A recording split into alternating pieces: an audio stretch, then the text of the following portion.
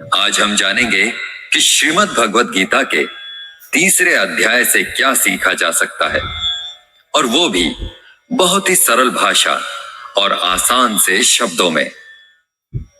मित्रों, कर्म तो हर पल हर समय हम सब करते हैं। ऐसा कोई क्षण संभव नहीं जब कर्म किए बिना हम रह सकें। कुछ कर्म झूठ और छल से भरे होते हैं और कुछ कर्तव्य के लिए किए जाते हैं। हमारे द्वारा किए गए कर्मों की प्रकृति के अनुसार ही हमें उसके फल की प्राप्ति होती है। हम ना तो कर्म से बच सकते हैं और ना ही उसके प्रतिफल से।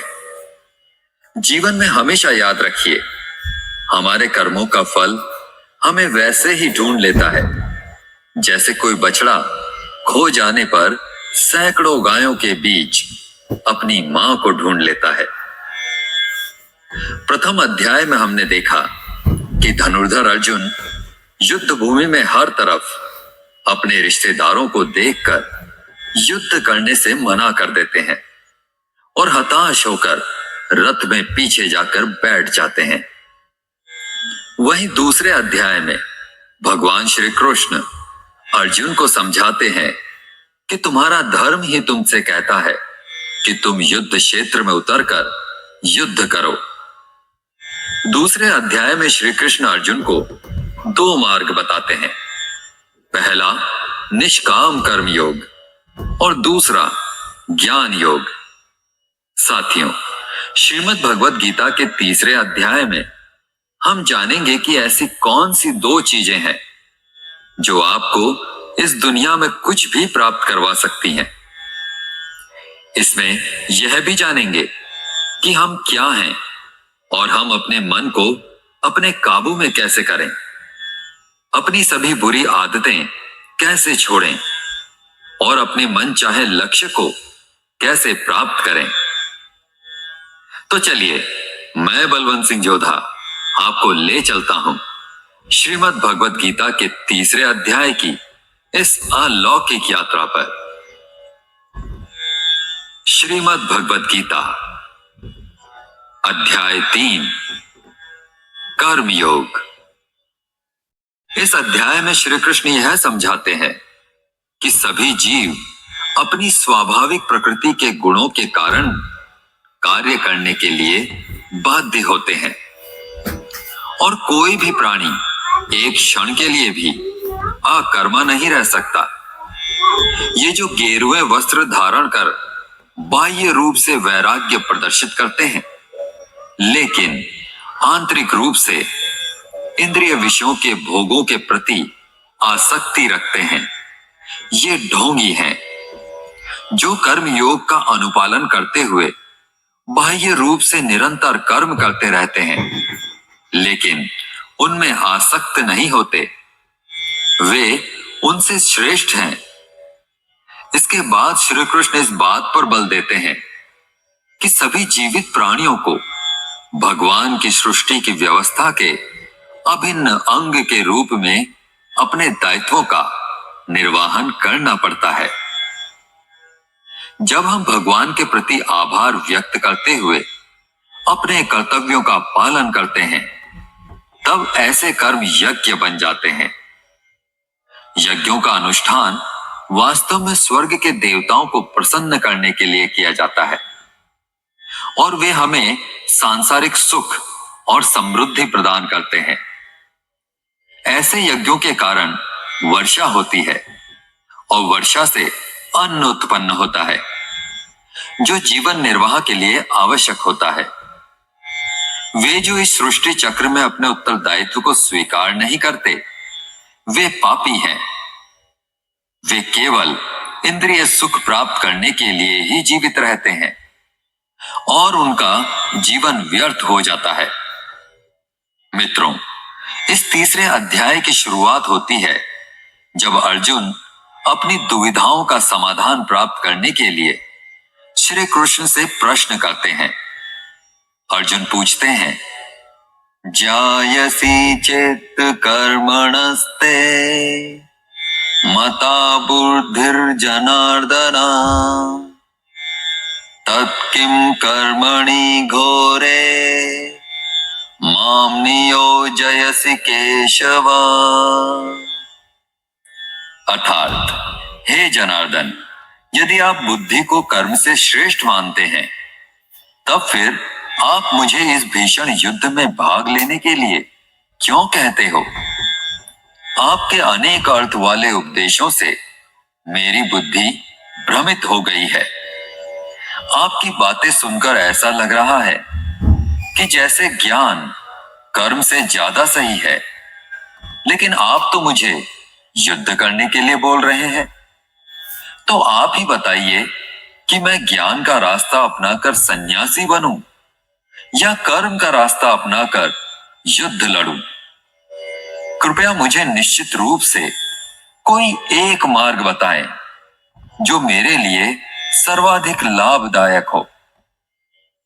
ये सुनकर भगवान श्री कृष्ण अर्जुन से बोले, लोकेस्मिन् द्विविधा निष्ठा पुरा प्रोक्ता मया नघ, ज्ञान योगेन सांख्यानां कर्म योगेन योगिनां। अर्थात, हे निष्पाप अर्जुन, मैं पहले ही ज्ञानोदय की प्राप्ति के दो मार्गों का वर्णन कर चुका हूं। ज्ञान योग उन मनुष्यों के लिए है जिनकी रुचि चिंतन में होती है, और कर्म योग उनके लिए जिनकी रुचि कर्म करने में होती है। मित्रों, योग का मतलब है ऐसा मार्ग जिससे हम अपना जीवन सफल बनाते हैं। उनमें से एक है ज्ञान योग और दूसरा है कर्म योग। और दोनों ही रास्तों की अगर मैं बात करूं, तो कर्म तो दोनों ही मार्ग पर करना ही पड़ेगा।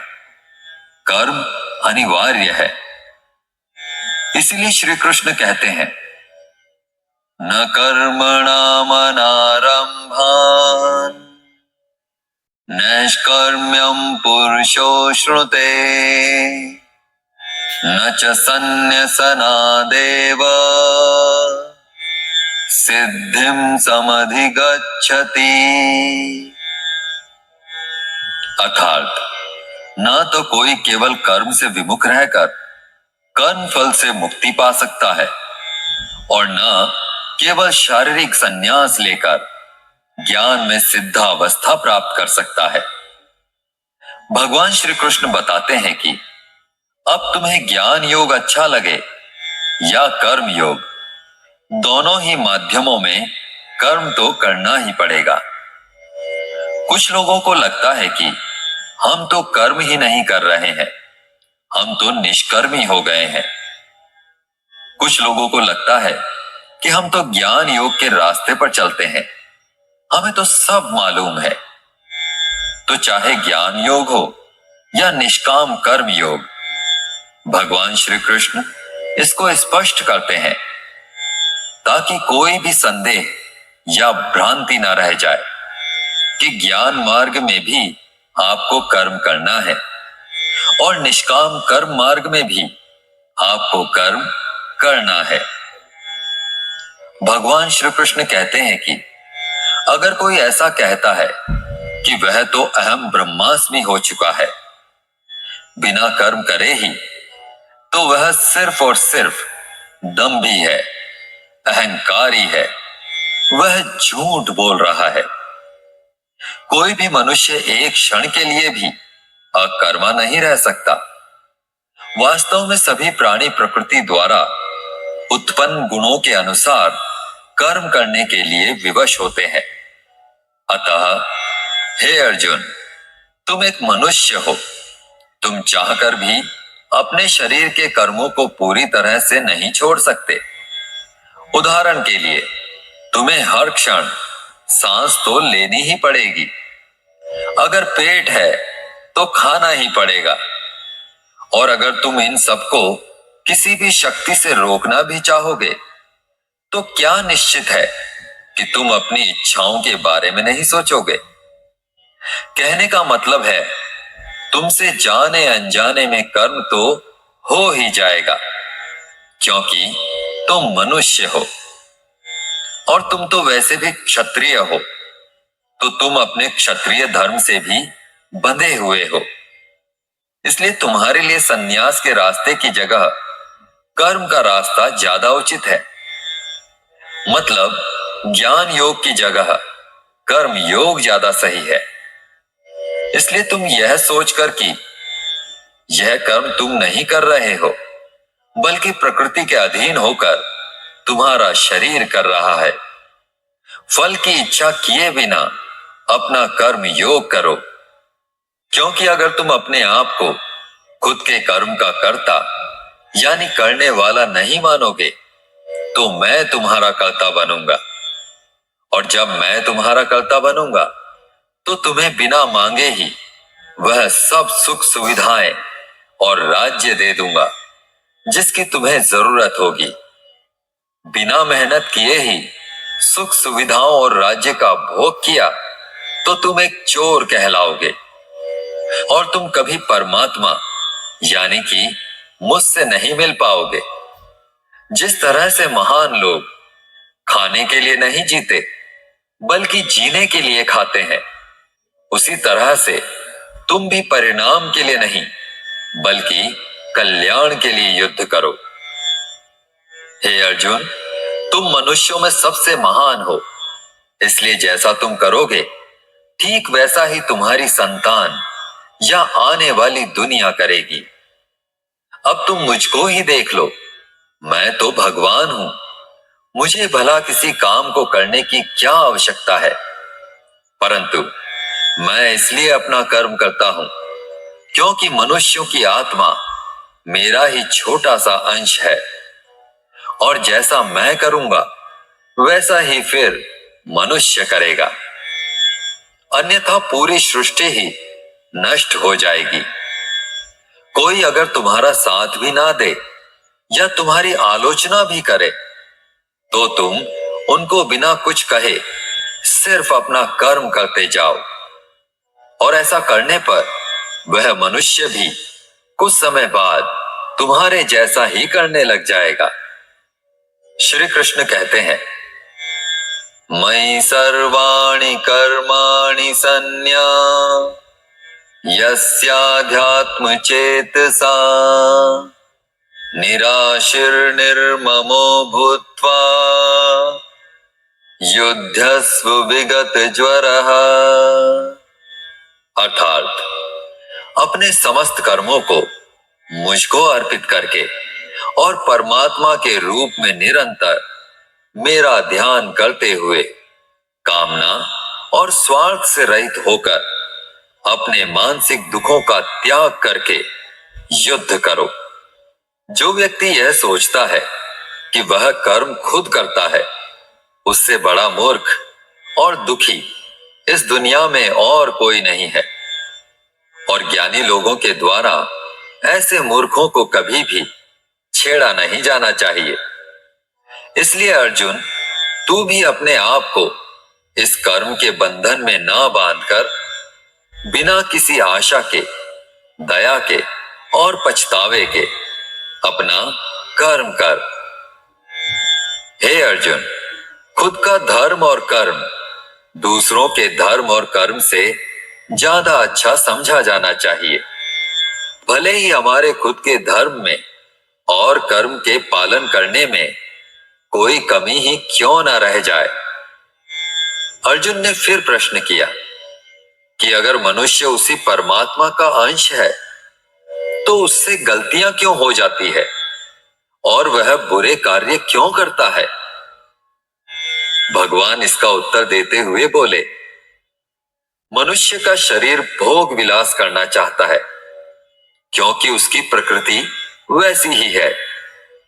इसलिए अगर उसकी इच्छा पूरी नहीं होती तो उसे क्रोध आता है, और जिस तरह धुएं की वजह से आग दिखाई नहीं देती, उसी तरह से काम और क्रोध के कारण मनुष्य को अपना धर्म, कर्म और परमात्मा दिखाई नहीं देते, और इसी वजह से क्रोध और कामनाओं में आकर मनुष्य अपनी इंद्रियों और मन पर नियंत्रण खो देता है और न चाहते हुए भी बुरे कार्य और गलतियां कर बैठता है। हे अर्जुन, तू हमेशा याद रखना, इस शरीर से ज्यादा शक्तिशाली है इसकी इंद्रियां, इंद्रियों से ज्यादा शक्तिशाली है मन, मन से शक्तिशाली है बुद्धि और बुद्धि से ज्यादा शक्तिशाली हो तुम यानी कि आत्मा। इसलिए अर्जुन, तू अपनी आत्मा से अपनी बुद्धि को वश में कर। बुद्धि मन को वश में करेगी, मन इंद्रियों को वश में करेगा और इंद्रियां शरीर को यानी तुम्हारे कर्मों को। साथियों, श्री कृष्ण की कही गई बातों को हम आज के जीवन के हिसाब से समझते हैं। इस दुनिया में परिणाम दो ही चीजों से आते हैं, ज्ञान और कर्म, मतलब आपकी समझ और आपके कार्य, लेकिन दोनों अलग अलग हैं।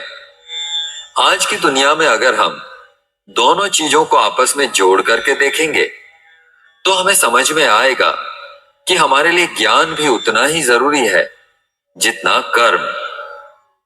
ज्ञान का मतलब यह नहीं है कि कोई विद्यार्थी सिर्फ परीक्षा में उत्तीर्ण होने के लिए अपने पाठ्यक्रम को रटता हो, बल्कि ज्ञान का मतलब यह है कि आप सबसे पहले यह जानो कि आपके लक्ष्य क्या है, आपकी क्षमता, आपकी योग्यता और आपकी कमजोरियां क्या क्या है, और इन सबको मिलाकर लक्ष्य तक पहुंचने की आपकी योजनाएं क्या है। यह है आपका ज्ञान योग।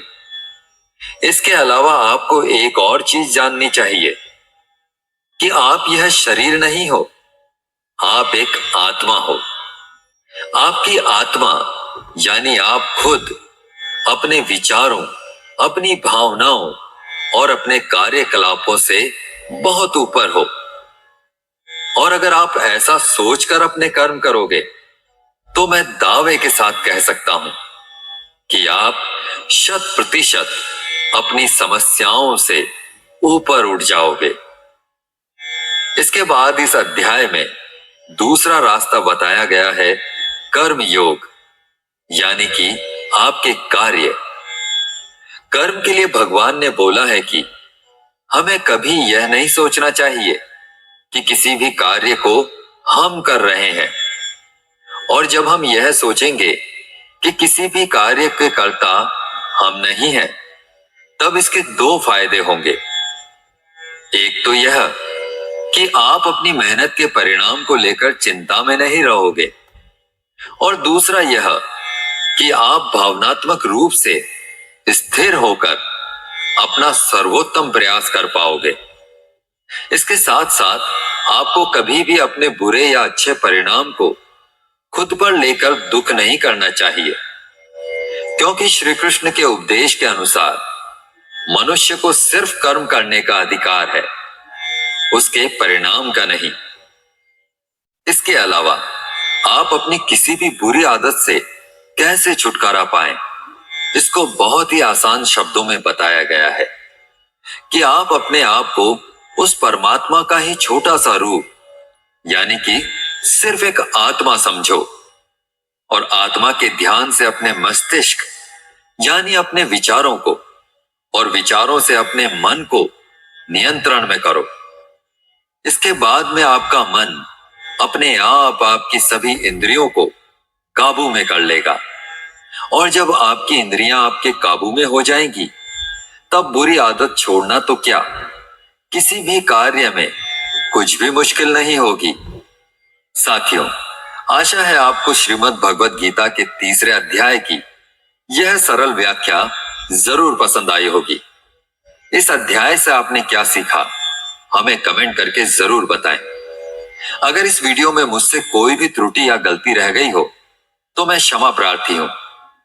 इस वीडियो को लाइक और शेयर जरूर करें और चैनल को सब्सक्राइब करके घंटी को दबाना ना भूलें, ताकि हमारे आने वाले सभी ज्ञानवर्धक और प्रेरणादायक वीडियोस की जानकारी आपको बिना रुकावट के मिलती रहे। तो मिलते हैं जल्दी ही श्रीमद् भगवत गीता के चौथे अध्याय की ऐसी ही आसान और सरल व्याख्या के साथ। तब तक के लिए अपना